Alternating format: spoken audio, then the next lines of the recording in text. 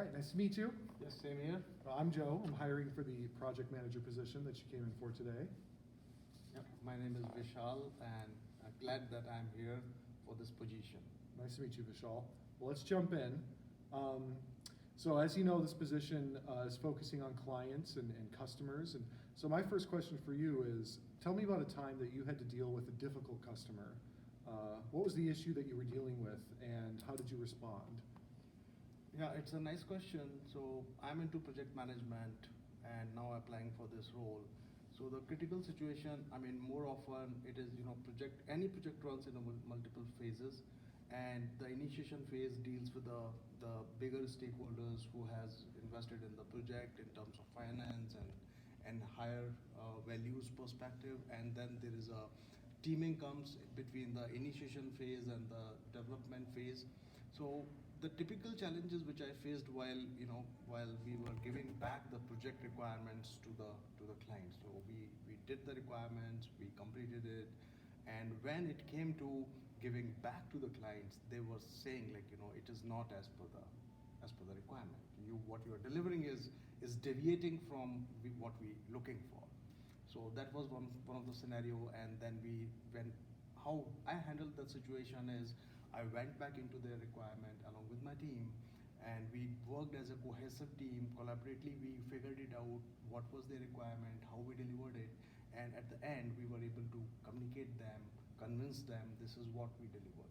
And couple of your team members have tested it, they passed it, and so we are handing it over back.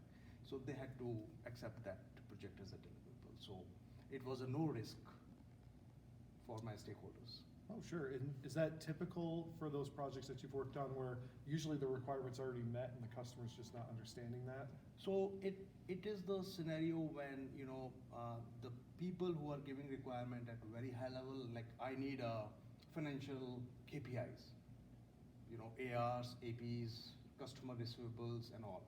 So these high level people don't write the requirement. The people who write the requirement are business analyst level and all. And business analyst who has written the requirement, they might agree. And what happened in my case as well. But who didn't agree was the high level people. No, this is not I was looking for. Then why weren't you part of that project execution? You were sitting, as a key stakeholder. And when I'm giving you back, you're not taking it up.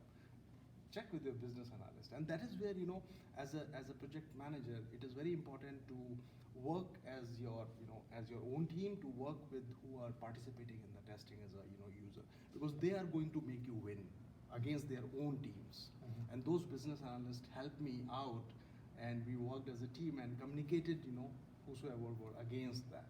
So we resolved all the conflicts. Nice. Let's see. So here's a question that I've been asked before, and it's really challenged me to think a lot about where I've been. So tell me, on your team, with your colleagues, with your leadership, or with the people that report to you now, what do people come to you for? So what do they rely on you for that only you can provide them?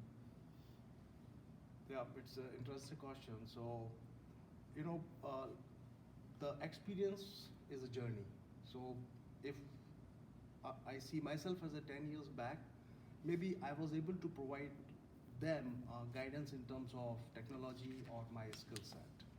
Over a period of time, having experience gained in my project management as far as life is concerned, I have gained those multiple experience aspects. Now my team comes to me not only to learn or gain or seek guidance only on the project related matter, but they also come to me to whenever they have some internal conflict, maybe outside office, and when they have their personal life conflicts, then they come to me, and when they have their future career perspective, then they come to me and seek my guidance, because they see me as how I have invested my good 10 of years in one industry, and how I have grown myself up. So yeah, there is definitely some reference point which they can always take back from me, and I as a leader always welcome those people who are curious, who are seeking something in their life. Okay, great. And then I think one more question. Um, Tell me about a lesson that you've learned from a mistake that you've made. Right. So as people say, life is a journey, and your experiences, real experiences, comes from mistakes. And every project, when it ends, as a project manager, or as a typical project management institute concept perspective, there is a phase of lessons learned. So either you do mistakes or no, you have to go with that phase. So lessons learned are biggest, one of the key chapter in my life with all of the projects, whatever I have learned the lessons, I have made my own book, learned book, by which whenever I run my project, I always go through with that.